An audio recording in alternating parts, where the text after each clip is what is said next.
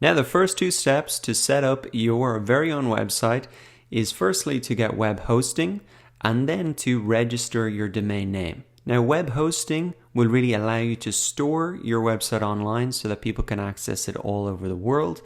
And your domain name will be, for example, your companyname.com, and that's your web address so people really know where to access your site. So there are plenty of places where you can complete these two steps, but I would recommend BlueHost.com. They are the company that I use personally. They've never let me down. And also, I've organized a pretty cool discount for you guys if you want to check it out. The link is in the description. You get a free domain, which will save you about $15. And then you can also get a 60% discount on your web hosting. So in the first year, you'll probably have saved $75 if you click the link in the description. But you can feel free to use any web host you want. The steps that I'm going to walk through in this video are pretty much going to be exactly the same. So either click on the link and you're going to come to a page like this, and then you can click Get Started Now. And then we need to select our web hosting plan. And there are a couple of options here, but I think for most people, you're just going to select the basic plan. That's $2.95 per month with the discount. And that means you can host one website online. Now, the only other option you might be considering is the Plus plan. So for a little bit more, you can have unlimited websites and host them. And why would you want to do that? Well, maybe if you're thinking of setting up a couple of websites, or maybe even you're creating websites and managing them for people, then this is a very affordable plan to select. But I think for most people, you're just going to want to be selecting the basic plan. And I do want to explain a little bit further now, why do you even need web hosting in the first place? If you've never set up a website, it's a bit of an alien concept because we just post stuff to Facebook, YouTube for free. And actually, those companies absorb that hosting cost themselves. They have to pay for data centers with servers on them. And so unfortunately, they won't pay for it when it's our own site, and that's why we have to pay for it. Essentially, we're buying here a little bit of space on a server in a database somewhere, and that's why we pay when we set up our own website, and we never pay when we upload to YouTube, etc., because they really cover the cost. So I think people find that explanation helpful, and so now that you understand why you need hosting, I think, and you know the plan to select, let's go ahead and select this basic plan here. Now, here comes the exciting part. We need to get our free domain. And so what you really want to do is think about your business name and type it in here.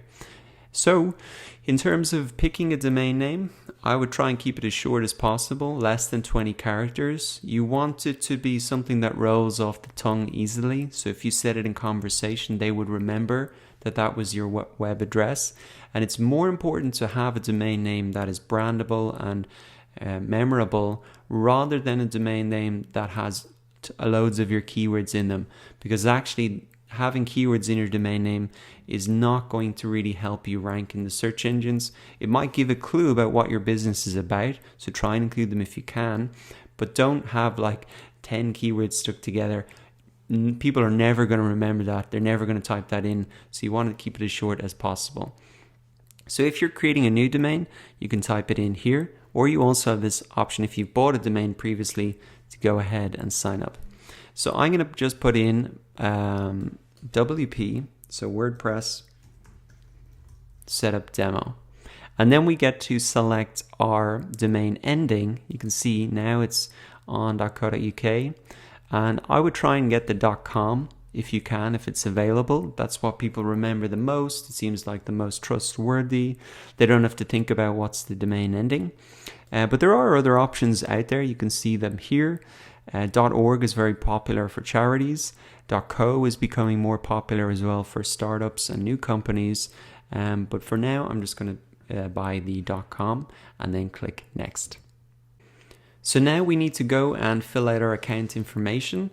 So I'm just going to take a couple of moments to fill this all out. So once you've filled out your account information, then you just want to review your package information. And you can see by default here, there will probably be a couple of options selected by default.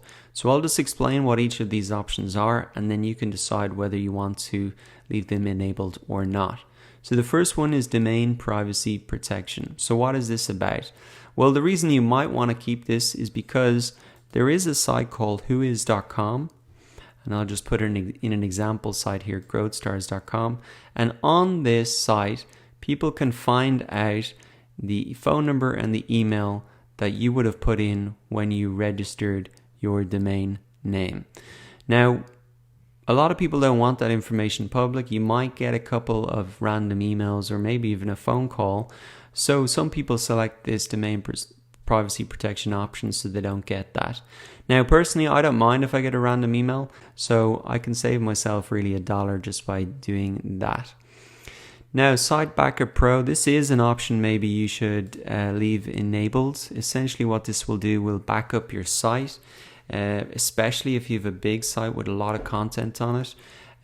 You may be changing content, you may be editing the code, something like that, something breaks, and you need to get your backup version so that you can get your site back up and running.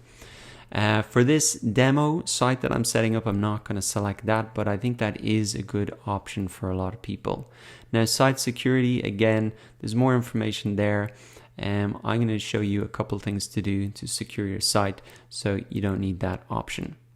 Then, once you're ready, all you need to do is type in your payment information, which I'm going to take a minute to do now. Okay, I've typed in my payment information there, and then you just want to select I've read the terms and agreements and click submit.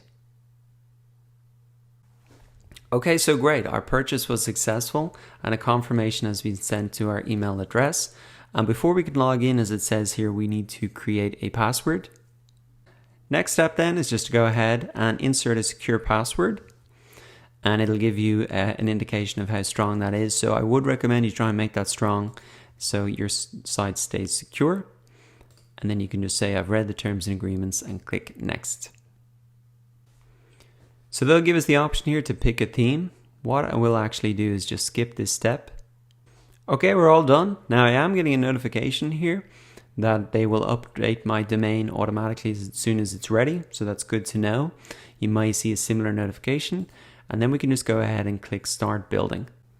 So here we are now in the back end of our brand new website.